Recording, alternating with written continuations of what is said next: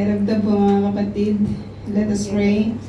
Lord, nagpapasalamat po kami, O God, sa oras na ito ng tinipon po ninyo kami sa lugar na ito upang sambahin ka at pakinggan, O Diyos, ang inyong pong mga salita. Dalangin po namin ang inyong pong pagkilos at patuloy, O God, na pagbibigay sa amin ng kaunawaan sa lahat ng naisin po ninyo sa buhay po namin. At ang inyo pong lingkod, O Diyos, ay kulang sa kaalaman, Panginoon. Kaya patuloy po namin dalangin na kayo nga, Ama, ang siyang mangusap, Panginoon, magturo, O God, sa bawat isa po sa amin. Itinitiwala po namin sa inyo, Panginoon, ang oras po na ito at patuloy po kayo, Panginoon, na maihayag, O God, sa kalagitnaan po namin. Sa inyo po lahat ang papuri at pasasalamat sa pangalan ni Jesus. Amen. Tinatawa ko ng Sister Tess kasi hindi makamove on. Ayan, erap to po mga kapatid. Parang naka-on ba yan, Iring? Ako, hindi po. Hindi, paki-on mo nga kasi parang nabibingi ako.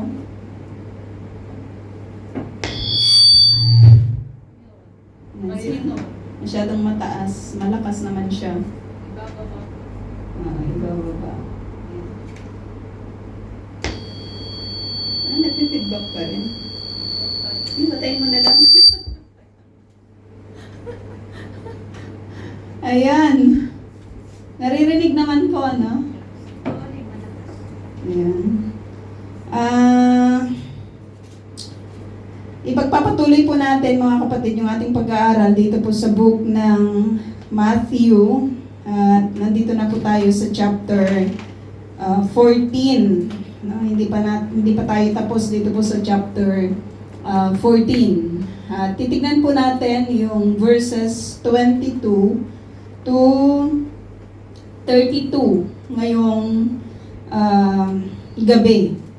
So nakikita po natin na ang ministry po ng Panginoong Jesus ay patuloy na kanya pong ginagawa, particularly sa Galilee, diyan sa banda ng north. At marami po tayong napag-aralan patungkol po sa pagpili niya ng kanya pong mga disciples, patungkol doon po sa mga tao, 'di ba, na sumusunod po sa kanya. Binigyan po tayo ng kaalaman din tungkol sa mabuting soil, mabuting lupa.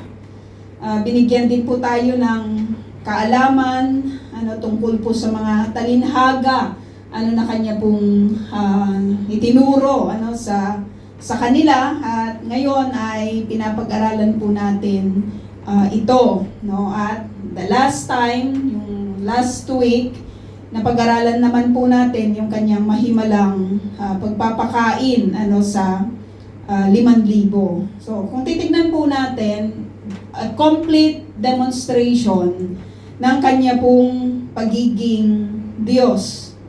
Kasi walang walang pwedeng gumawa nun yung pagpapakain po ng 5,000 maliban sa isang makapangyarihan, 'di ba, na Diyos. Minultiply niya yung baon. Minultiply niya yung dala ng isang bata, at yun po yung pinaka maganda na kinain ng mga tao, sapagkat hindi na yun itinanim, 'di ba? Hindi na yun hinuli sa dagat, kundi minultiply niya agad-agad, Nakita natin na nabusog po yung mga tao at meron pang natira. Ilan po yung natira na kain? Sinong nakakaalam? 12, 12 din. Sapat para doon po sa kanyang mga disciples. Kasi 'di ba, nag-minister po yung mga disciples niya sa mga tao. Ilan pong ilang bilang? 5,000. Lalaki lang yung binibilang, Mas marami yung babae at marami pa rin yung bata. So probably ay napakarami po nila sa kapanahunan po na ito. Pero may kasapatan sa provision ng Panginoon. Hindi sila nagkulang. Sobra-sobra pa. Kumbaga na kumain sila, nabusog sila, no? Nasubukan na po ba ninyong nabusog? Di ba? Enough, no? Enough yung kinain nila, walang kakulangan pagdating po sa provision ng Panginoon. So napakaganda po na makita po natin yon, that the Lord is the one who is providing.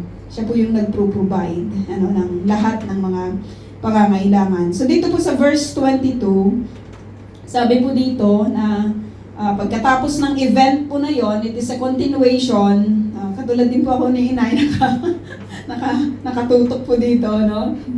Agad pinasakay ni Jesus sa bangka ang mga alagad at pinauna sa kabilang ibayo. Si Matthew, masyado nating nakikita siya na hindi siya masyadong madetalye, di ba, sa pagkukwento. Kung i-compare mo sa akin siguro, Si Lucas. kung i-compare mo siguro sa akin or kay Pastora at kay Sister May Grace, ako yung masyadong madetalyado. Sila ay hindi sila kumbaga parang kay Matthew lang na sinabi niya na pinauna niya sa kabilang ibayo yung kanyang mga alagad. So this is a busy day. No, napaka-busy po nila sa kapanahunan po na ito sapagkat nagpakain sila ng 5,000. Dito nga, pag may anniversary, wala pang 100, pagod na pagod tayo, di ba? How much more dito po sa 5,000 na lalaki lang yung binilang, or sabihin mo na lang na 5,000 din yung mga babae, tapos may mga dalang anak yun, paramihan ng anak sa kapanahunan na yon. Kasi it is a gift, di ba, from God. Talagang kayamanan nila yung napakarami pong anak sa kapanahunan na yon. So sabihin mo na lang na ang dami-dami nila, or sabihin mo, kahit sabihin mo lang na 20,000 sila, ay pupwede, di ba? Pupwede na ganito po, probably ganito po yung kanilang bilang. So this is a busy day. At hindi lang nagpakain ng Panginoong Jesus, kundi nagturo pa siya, di ba, sa mga tao. So napaka-busy nila, hindi lang si Ate Bel busy. Di ba? Pag naghahanda ng pagkain, ganito din po yung kabisi ng araw po na ito sa buhay po ng mga alagad. Maging ang Panginoong Yesus, lalong-lalo na ang Panginoong Yesus sapagkat siya patuloy na nagtuturo tungkol sa kanyang kingdom. So sabi niya, pinauna na niya yung kanyang mga alagad sa kabilang ibayo. Sabi ni Mark, sa Mark 6, yung kabilang ibayo na ito ay sinabi niya na sa lugar ng Bethsaida. Dalawa pala yon, yung Bethsaida na yon, Pastora, yung sinasabi mo. Na meron doon sa upper, yung pinuntahan natin, yung sa bundok, at meron din dito sa lower na part na malapit po doon po sa Sea of Galilee. Sabi ni John, sa Capernaum. Nakaka-amaze lang kasi sabi ni Mark, sa Bethsaida, sabi ni John, sa Capernaum. So probably siguro yung Bethsaida, yung sinasabing another Bethsaida, is maaring in between or in the part of, yung malapit lang din, sa Capernaum. Kasi malapit lang naman din yan. Hindi nga lang tayo nakapunta, nung tayo ay nagnais na makapunta sa lugar na yon. So one thing na makikita po natin dito, mga kapatid, hindi inuna ni Jesus yung kanyang sarili. Katulad ng ibang mga leader sa kapanahunan na ito na pinababayaan yung mga kasama nila sa ministry. Di ba, si Jesus hindi, pinauna niya yung kanyang mga disciples upang sila ay makapagpahinga na. Di ba, mas inuuna ng Panginoon yung kanya pong mga lingkod. Pinauwi naman niya yung mga tao. Pinauwi niya yung mga tao. So, anong gagawin ngayon ng Panginoong Jesus? Makikita natin dito, 23, sabi dito, matapos niyang paalisin ang mga ito, mag-isa siyang umakyat sa bundok upang manalangin. Grabe lang yun, kapatid, maghapon na ministry yun. At hindi lang napakahirap magsalita, di ba? Napakahirap magturo sa dami ng tao. Wala pa sila sa kapanahunan ngayon ng katulad ng meron tayo na microphone. Wala pa sila sa kapanahunan na yon ng mga speakers na malalaki para sa isang napakadaming tao. So just imagine na lang na sa ganung klase po ng karami ng mga tao sa kapanahunan po na yon, open field yun eh. 'Di ba? Open field. So that means to say you have to raise your voice para marinig ka ng lahat. Pero tignan natin, no, kung gaano po yung passion, kung gaano kadami ng compassion ang Panginoong Jesus in order for that people na makarinig po ng kanya pong salita. Hindi siya tumigil, hindi siya tumitigil sa paggawa ng kanya pong tungkulin pagdating sa kanya pong buhay. So kung si Jesus naglalaan siya ng panahon na manalangin, papaano na lang tayo? Diba? Nagsiset talaga siya ng panahon upang manalangin. Pumupunta siya sa isang secluded na place, sa isang lugar na siya lang ang nandudoon at nakikipagniig siya sa Diyos. Nakikipagniig siya sa Diyos, sa Diyos Ama. So nandun na pinapangalagahan po niya yung pananalangin, no? Nandun, kasi kapag ikaw ay nasa kingdom ng God, papangalagaan mo lang talaga yung iyong communication sa iyong Creator. Di ba? Papangalagaan mo lang talaga. Subukan mo nga sa isang relasyon tapos wala kayong communication. Hindi ako naniniwala doon sa sinasabi sa Facebook na yung mga totoo daw na mga magkakaibigan, yung totoong mga magkakarelasyon, kahit wala daw communication, lagi daw nandoon yung kanilang pagmamahalan. I don't agree doon. Kasi any kind of relationship needs communication. Di ba, Pastora? It really needs communication. At nakikita po natin dito si Jesus na lagi po siyang naglalaan ng kanyang panahon to pray. Manalangin sa Ama. Binibigyan talaga niya yon ng pagpapahalaga. At nakita rin po natin, sabi dito, nag-iisa siyang inabutan doon ng gabi. Ang tagal namang manalangin ni Jesus, tayo, di ba? Minsan ang amen natin sa umaga na. Kasi nakatulog ka na eh. Di ba? Pray ka ng pray. Nahiga ka, napagod ka, ang dami mo nang binanggit sa Lord. Kasi si Ima, kasi si Apa, napagod ako ngayong araw, nagpuyat. Di ba? Hindi nagpapatulog, lakad ng lakad. Di ba? Salita ng salita. Kaya nahiga ka ng nanalangin at ang amen mo ay sa umaga na. Diba? Kasi nakatulog ka na. Pero si Jesus hindi ganon. Pagod man siya sa kanyang maghapon na ginagawa, di ba Sister Tess? Pagod siya sa kanyang pagtuturo. Di ba? Pagod siya sa kalalakad. Di ba? Pagod siya. Siyempre, ano yun kapatid? Kung sabihin mo na 20,000 yun, hindi siya nag-i-stay sa isang place. Maglalakad-lakad yun habang nakikipag-usap. Di ba sa mga tao? Pero there is no reason for that Lord, for Jesus, para i-stop po niya yung kanyang panalangin. He needs to communion, di ba? Commune, di ba, with the Lord, with God, no? Grabe lang talaga yung kanyang connection. Kasi sa Diyos nang gagaling yung kanyang lakas. Sa Diyos nang gagaling, He is in the flesh.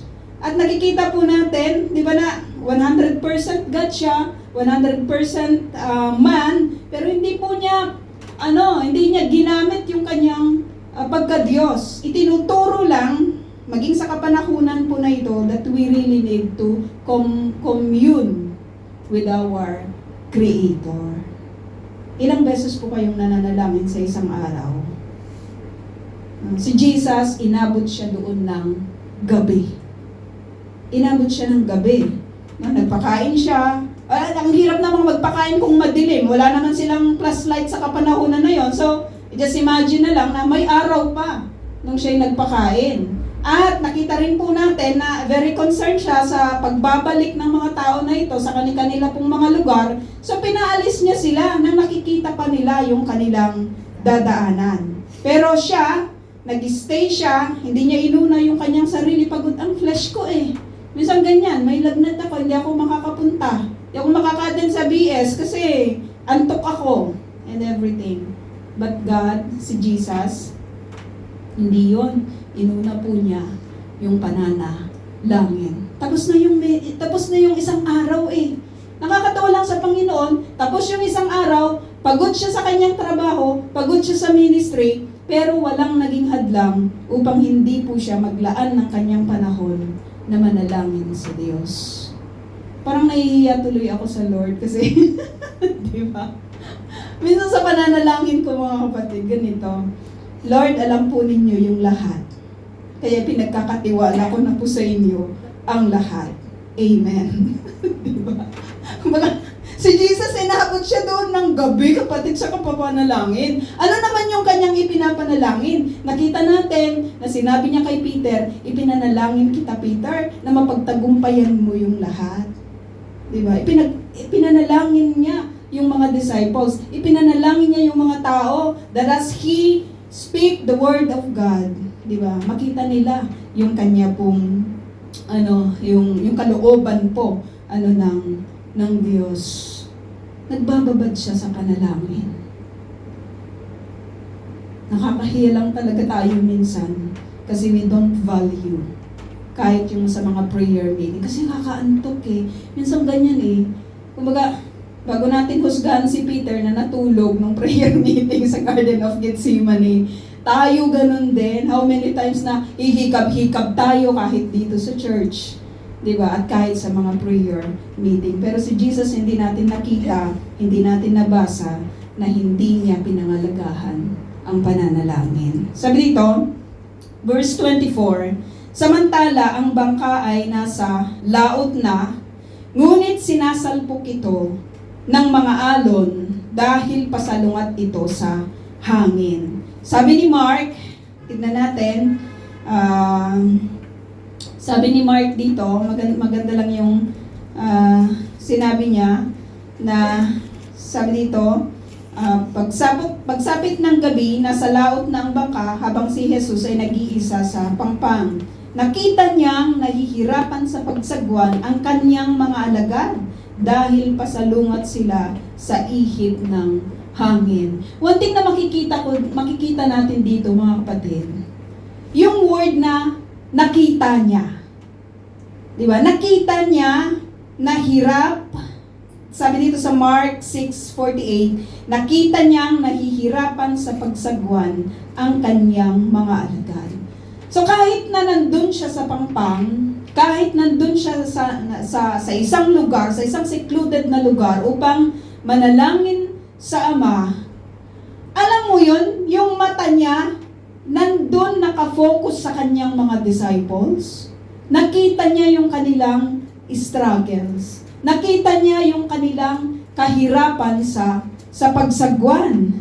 Nakita niya sapagkat sabi dito, dahil pasalungat ito sa hangin. One time na nag-trip tayo doon sa ating favorite place, sa Shikmim Beach. Ayun. Natatnan tayo dati ng isang napakalakas na hangin. Di ba? Naalala mo, Inay? Habang tayo ay nagbi-build, di ba, ng ating mga tents. So, grabe yung hirap natin, ha? So, kung titignan mo dito, parang lightly, ganun po yung nangyari dito. Kasi, mga fisherman ito, alam nila yung, kumbaga, sa buong buhay nila, kabisado nila yung tubig ng Galilee. Fisherman ang mga ito, tumandanat sila at lahat-lahat ito yung kanilang trabaho, no? Pero sabi dito, makikita natin, tignan natin sa Mark 6, sinabi rin dito na nang madaling araw na, tingnan mo, nagtagal si Jesus sa pananalangin. Inabot siya ng gabi, nang madaling araw na, nakita niya yung mga disciples na nahihirapan, pero nung madaling araw na, sabi dito, sumunod si Jesus sa kanila. Sumunod si Jesus sa kanila. Binanggit rin ito ni Matthew sa verse 25, nang madaling araw na'y sumunod sa kanila si Jesus. Tapos sabi ni John 6, tingnan natin, verse 15. John 6 verse 15, kasi sila po yung mga nag-record ng account po na ito. 6:15 sabi dito, lumakas ang hangin at nang makasagwan na sila ay nakita nila si Jesus na lumalakad sa ibabaw ng tubig papalapit sa bangka at sila'y natakot. So yung 3 accounts na ito ay kukwento may mga inputs itong si Mark, may mga inputs din itong si John. So sabi dito, nang madaling araw na, verse 25 ng Matthew, sabi dito, sumunod sa kanila si Jesus at ano pong ginawa niya? Naglakad siya sa ibabaw ng tubig. Naglakad siya sa ibabaw ng tubig. Ito yung isa sa mga pinaka kilala na miracle ng Panginoon sa Sea of Galilee. Naglakad siya sa ibabaw ng tubig. Walang po pwedeng makagawa nun.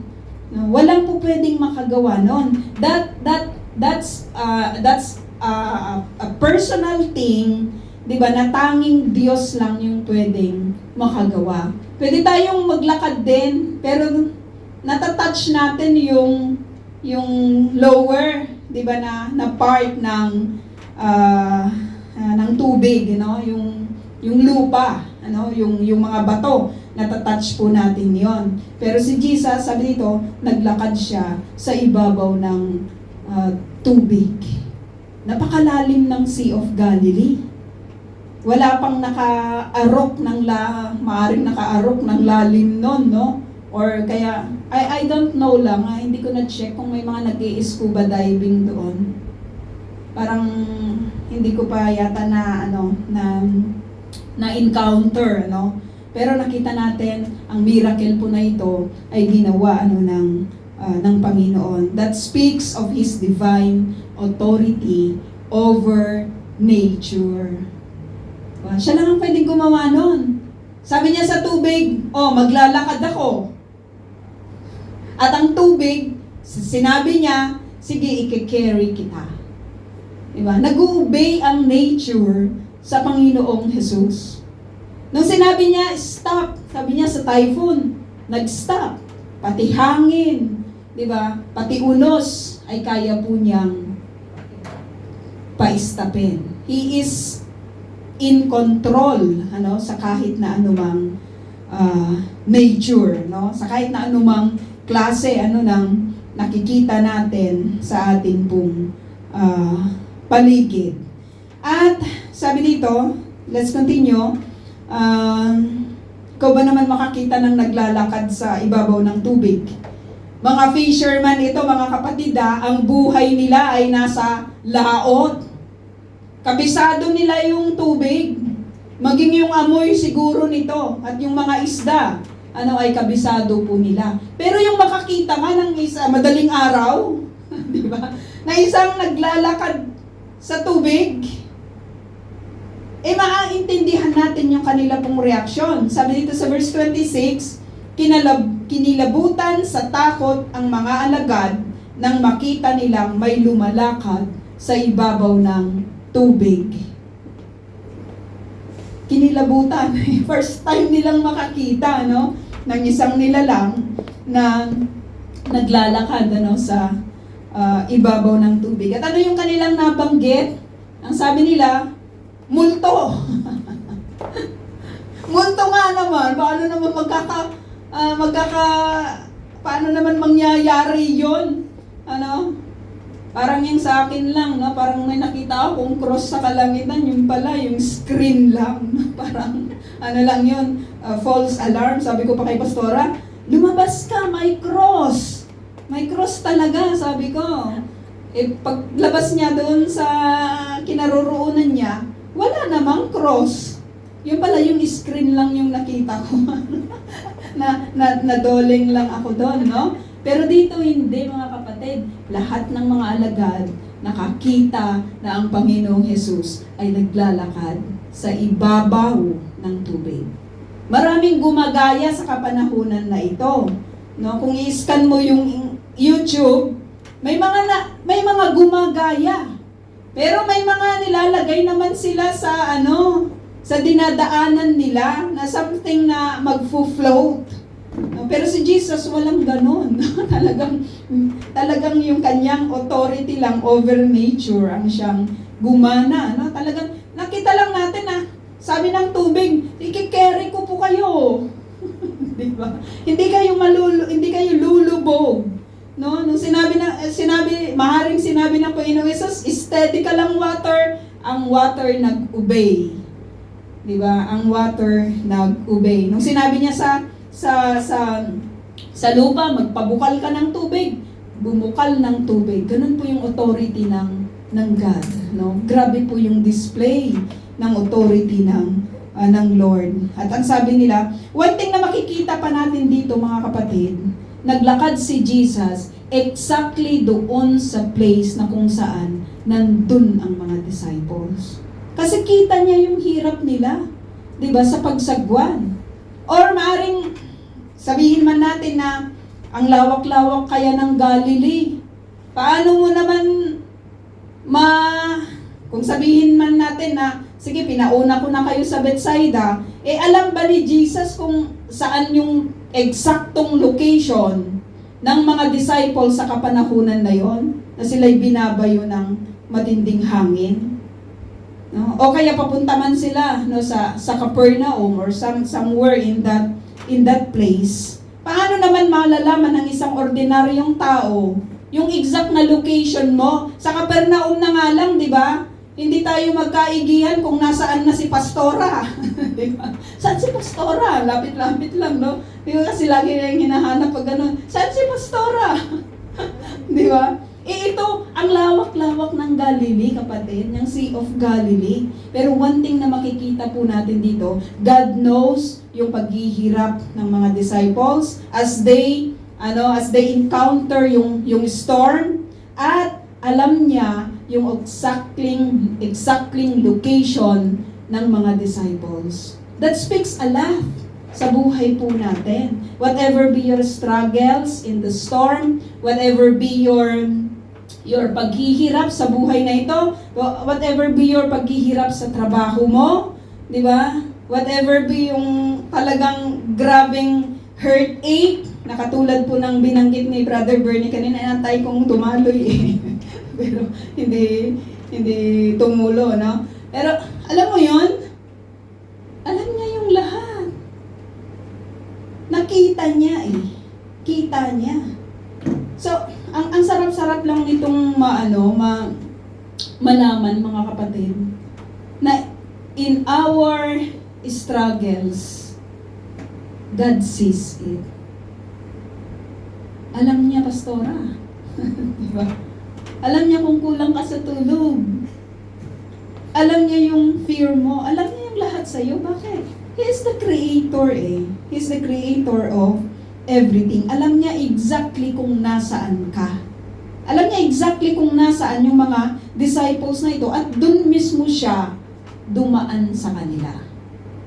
No? So, hindi pala tayo pwedeng magtago sa Panginoon. Walang ganon. No? Sabi dito, natakot sila. Ngunit, sabi dito, nagsalita agad si Jesus at sinabi sa kanila, huwag kayong matakot. Ako ito. Di ba? Siya po yung nagro-rule sa hangin. Siya yung nagro-rule sa situation. At siya po yung nagbibigay ng kapanatagan sa isang tao na natatakot. Siya yung nagbibigay ng ginhawa sa isang taong nahihirapan. Grabe lang yung Diyos na ito, ha? Sinong katulad niya? sa dinudiyos ng mundo ngayon. Yung dinudiyos ng mga nag-shout ng Allahu Akbar, di ba? Ibang klaseng Diyos yun. Sapagkat ang nais niya, patayin ang mga hindi nila kasama. Patayin yung lahat at sila dapat yung mag-grow. Pero yung Diyos na kinikilala po ng iglesyang ito at maging ng lahat ng mga mananampalataya sa Panginoong Jesus, ibang klaseng Diyos siya. Grabe yung kanyang compassion, grabe yung kanyang pag-ibig, grabe yung kanyang power. Kaya kung ipagpapalit lang talaga siya, kawalan ito ng tao. Nirurule din niya yung puso, 'di ba, ng tao. At siya po yung nagbibigay sa kanila ng protection. Siya yung nagbibigay sa kanila ng kapanatagan. Yun yung wala sa mga hindi mananampalataya. Wala silang kapanatagan. Sinabi ni Pedro, ito na si Kuya. Sinabi ni Pedro, sabi niya, Panginoon, ito kasi parang Batanggen niya tong translation nito eh. Di ba? At nagsabi, Panginoon, kung ikaw nga ay papariyanin mo ako sa ibabaw ng tubig. Dito naman, Panginoon, kung talagang ikaw nga yan, papuntahin mo ako diyan sa kinaroroonan mo sa ibabaw ng tubig. Sabi ng iba, nag-show off lang itong si Peter. Gusto niyang maranasan lang, di ba, for a show. Ikaw, mag-show ka, madaling araw to. Di ba? Paano naman yung, namang klase, sino naman ang, kung magpapakitang gilas lang si Peter, walang walang mga taong papalakpak sa kanya, madaling araw na to. At isa pa, magpapakitang gilas ka sa panahon ng malakas ang hangin. Di ba?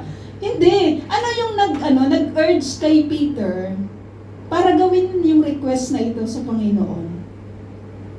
Di ba? Naisip po ba ninyo yun, mga kapatid, na Peter, bakit kailangan pang i-ask mo sa Lord na maglakad ka din sa ibabaw ng tubig? Ano yung nag-urge sa kanya na gawin, no, yung bagay na ito? Isa sa mga makikita po natin kahit po sa book na sinulat po ni Peter, yung kanya pong security at yung kanya pong safety ay sa Panginoon. Kaya kahit delikado yung sitwasyon, nung sinabi ng Lord na ako to, huwag kayong matakot, He wants to be beside the Lord. Gustong-gusto lang talaga niya na nasa tabi lang siya ng Panginoon. Makikita natin yun kahit nung hinuli si Jesus, di ba? Siya lang yung kaisa-isang disciple na talagang gustong mapalapit lagi. Kahit basahin natin yung kanyang mga sinulat, gusto niya laging mapalapit sa Panginoon. Kaya nga, nakikita po natin na tinanong siya ni Jesus, mahal mo ba talaga ako? Opo, mahal ko kayo. Mahal mo ba talaga ako? Mahal ko kayo. Ganun po yung, no doubt kung bakit siya po yung pinili as leader, di ba, ng mga disciples. Kasi gusto niya laging mapalapit sa Panginoon. Pansinin mo yung laging malapit sa pastor, magiging pastor din yun. Di ba? Pero kung malayo ka, di ba? Hindi yun. Oo, kung sino yung magiging yung malapit, si Peter, lagi po siyang malapit sa Panginoon. Kung nasaan ang Lord, Lord, kung ikaw talaga yan, gusto ko nandyan ako sa tabi mo. Bakit? Kasi ikaw po yung safety ko. Ikaw yung security ko. Diba? Ikaw yung safety ko, ikaw yung security ko. And one thing na makikita po natin dito, kung papaano po ibinigay ni Jesus yung kanya rin pong pag-ibig kay Peter. Sabi niya, Peter, wag na, diyan ka na lang sa bangka, pupunta na lang ako diyan. Pero He wants Peter to experience yung sinasabi pong yung sinasabi pong yung bagay po na ito, no, yung account po na ito. Kasi sa life ni Peter, hindi pa niya yun naranasan kahit gaano pa siya kagaling mangisda. Kahit 24 hours siya sa laot, hindi niya yun naranasan. Pero ipapatutuo niya sa buhay niya. Kaya nga yung kanyang preaching sa book ng Acts, ilang tao yung naligtas doon? 3,000. Very powerful kasi yung message niya. Bakit? Gusto niyang laging malapit sa Panginoon at isa siya sa mga living testimony ng miracle ng God. Matindi yung kanyang pinagdaanan. Pagdating sa kanyang paglilingkod sa Panginoon. Sumagot si Jesus, ang sabi niya, makikita po natin dito, yung protection ng Lord dito po kay Peter. Sabi niya, halika Peter. Come. Diba? Ang sarap lang ng kapatid na si God, kung gusto mong lumapit sa Kanya, He will not cast you out. Sabi niya, halika. Gusto niyang iparanas dito po kay Peter na secured siya sa kamay ng Panginoon. Hindi niya sinabi, wag na. Minsan, lagi tayong nagsasabi na, wag na. Diba? Pero si Jesus, lagi siyang nagsasabi, come. May din siya, ang dami niyang paanya niya, come unto me, all of you who are heavy laden, and I will give you rest. Come. Halika, sabi niya dito po kay Peter. Mula sa bangka, sabi dito, ay lumakad si Pedro sa ibabaw ng tubig papunta kay Jesus. Walang imposible pala sa isang tao, diba? Kung ang Diyos ang kanyang kasama. Wala. Si Peter, lumakad siya sa tubig. No, sabi ng iba, mga lang daw ito, mga kuro-kuro lang, di ba? Yung mga kwento-kwento lang. Sino ba naman ang may matinong pag-iisip na isusulat niya yung ganitong mga, yung hindi matino yung kanyang pag-iisip, nagagamitin lang niya yung ganitong sitwasyon. At sino yung present during that time? Mga disciples lang po yun. Di ba? And the Lord.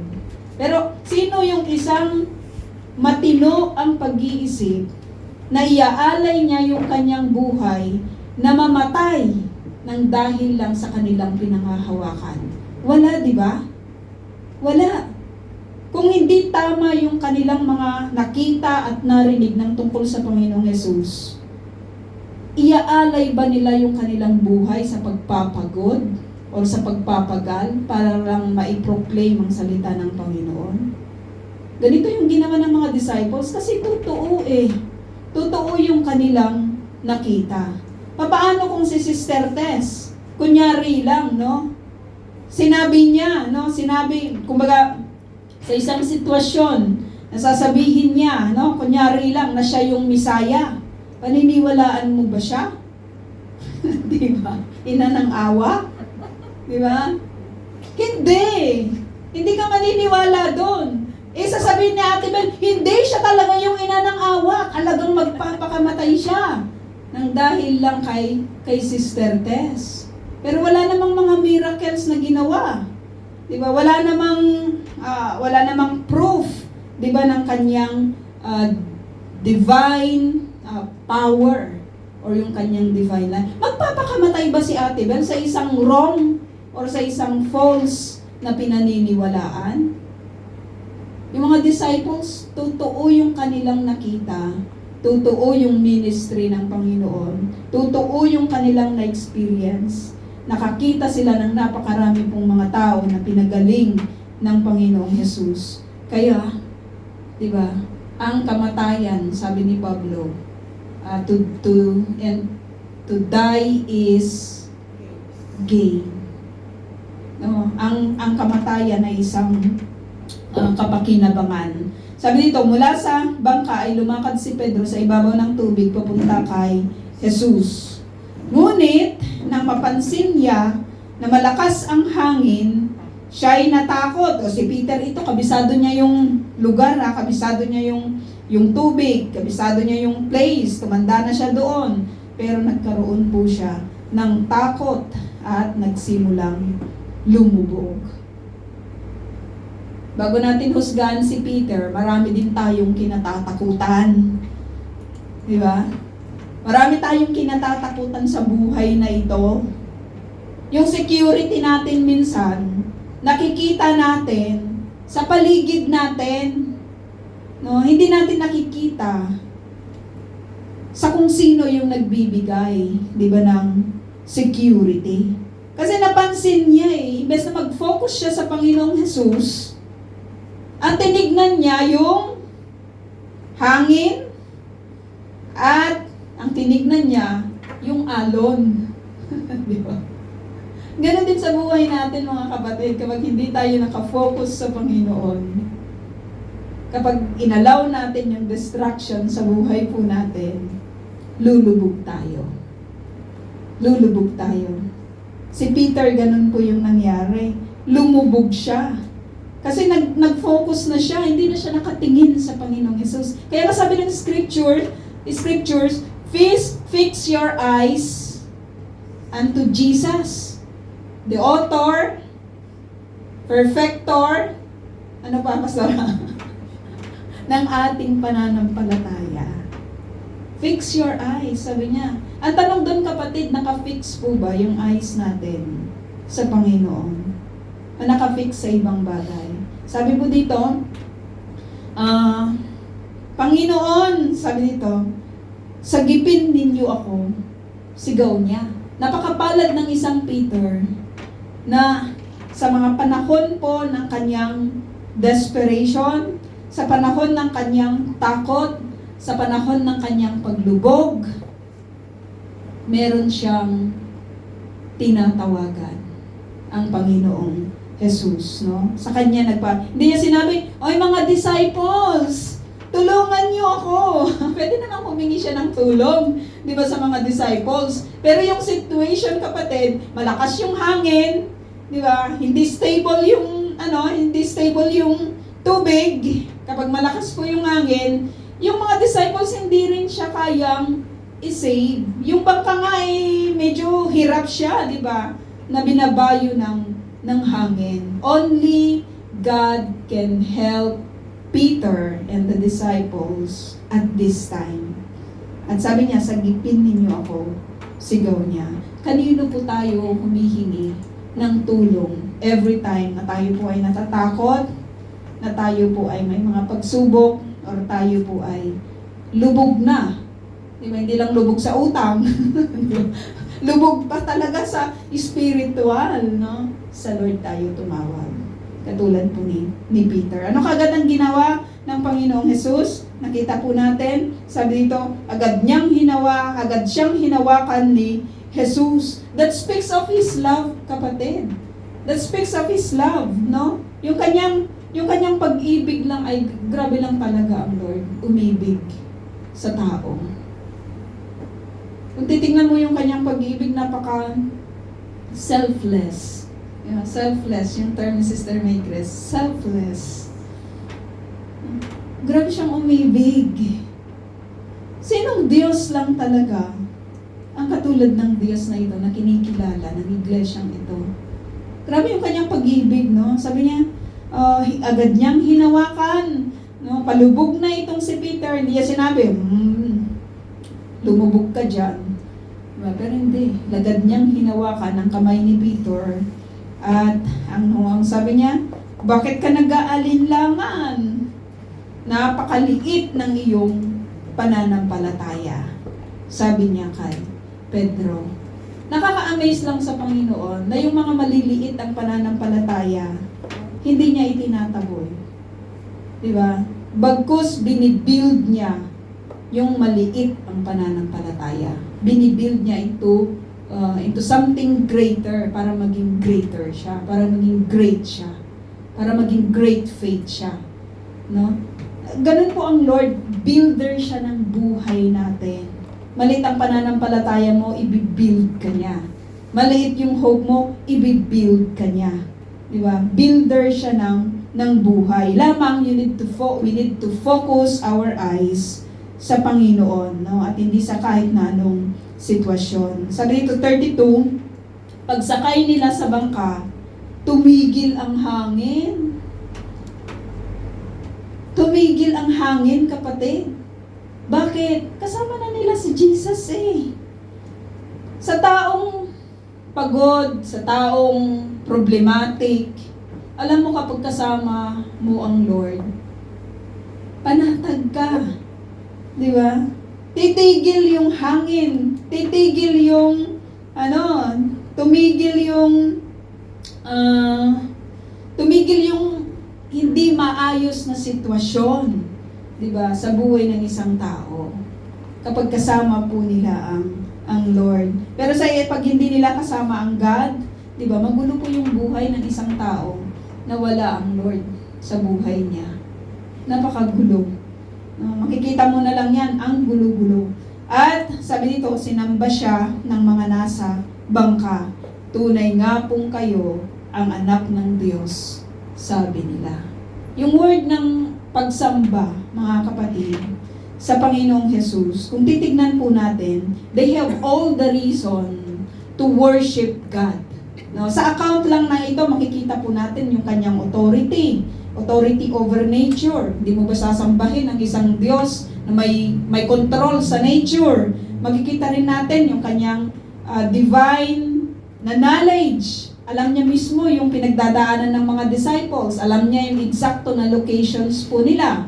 Alam niya yung sitwasyon, di ba, na meron po sila. Walang nagturo sa kanya, hindi siya nagtanong, nakita mo ba yung mga disciples? Hindi. Alam niya mismo sa sarili niya kung nasaan, yung mga disciples niya. At nakita rin po natin yung kanya pong protection sa kanya pong mga lingkod. Hindi niya pinabayaan na magkalunod-lunod, di ba, yung kanyang mga disciples. Prinotektahan po niya ang kanya pong mga lingkod, no? Binigyan sila ng safety, no? Maganda yung sinabi ni Mark dito sa last part na sinabi niya po dito na sabi dito, tuwang-tuwa nilang pinasakay si Jesus at kaagad na nakarating ang bangka sa kanilang pupuntahan. Biglang nakandudun na sila sa kanilang kinaroroonan, no? Kumbaga parang yung rapture lang na sa isang kisap mata nasa piling ka na, di ba, ng Panginoon. Kasi safe yung journey mo kapag ang Lord po yung iyong kasama. Tapos bigla, ikikerry lang talaga ng Lord. Di ba yung kanya pong mga lingkod. Kaya, uulitin po natin mga kapatid, hindi po kawalan ang maglingkod sa Panginoon. It is really a blessing na makapaglingkod po tayo sa Diyos na ito. So let us pray. Salamat po, God, na minsan pa ipinakita po ninyo sa amin at pinaalala po ninyo sa amin, O Diyos, na kayo ay makapangyarihan, O God. That even nature, Lord, na sinira ng kasalanan, Panginoon, ay nakita po namin that you are still in control, O God, of everything na meron, O Diyos, ang mundo, O God. At nakita rin po namin mula sa account po na ito, Panginoon, ang inyo pong concern, ang inyo pong compassion, ang inyo pong malawak, O Diyos, na kaalaman, Panginoon, sa bawat sitwasyon na kinakaharap, O God, ng inyo pong mga lingkod. And you are there, you are the help, Panginoon, in times of need, O God. Marami po kayong mga pinatunayan, O Diyos, na pagtulong na inyo pong ginawa sa inyo pong mga lingkod. At nakita po namin that even sa account, Panginoon, ni Peter, na napakaliit ng kanyang pananampalataya sa sitwasyon po na ito, Panginoon, sinulat po niya sa kanya pong libro, O God, ang patungkol sa pagtitiwala, Panginoon, sa inyo. At Ama, maraming salamat na minsan pa kahit sa buhay po namin ngayon ay kaya po ninyong gumawa ng himala, O God. Kaya po ninyo kaming protektahan, kaya po ninyo kaming tulungan, O Diyos. Kaya po ninyo kami, Panginoon, na pagtagumpayin sa lahat ng aming pong mga kinakaharap. At nais lamang po namin na ibigay sa inyo, Panginoon, ang aming pagpupuri na katulad ng mga disciples na ito, yung mga totoo, Panginoon, ng mga disciples na tumanggap, Panginoon, sa inyo. Makikipagsaya po kami sa kanila balang araw sa kalangitan, O God, na kayo po yung pinili po namin na paglingkuran at naniwala po kami sa mga accounts, O God, na nababasa po namin at pinag-aaralan mula sa inyong mga salita. Dalangin ko po, Panginoon, na ang account po na ito na napag-aralan po namin ay tunay na titimo, O Diyos, sa puso at isipan ng bawat isa po sa amin. Makapangyarihan po kayo na Diyos. Grabe po yung inyong pag-ibig. Grabe po ang inyong protection, Panginoon. Grabe ang inyong pong power, O God, na i-display, Panginoon, sa amin pong pinag-aralan. Kung kaya't patuloy, nadalangin po namin na patuloy po ninyo kami, O Diyos, na kalingain, O God. Patuloy po ninyo kami, Panginoon, na tulungan, O God. Increase nga po ninyo yung aming pong pananampalataya, Panginoon. At ang aming mga desires, O God, ay patuloy na isubmit, O God, sa inyo. Maging delight nga po nawa ang aming pong mga sarili, Panginoon, sa inyo. Pinupuri ka po namin at pinasasalamatan, O God. Malakila ka at patuloy na makita sa buhay ng bawat isa po sa amin. I-build mo nga po, Panginoon, ang bawat isa po sa amin para sa inyong kapurihan. In Jesus' name, we ask all these things. Amen. Amen.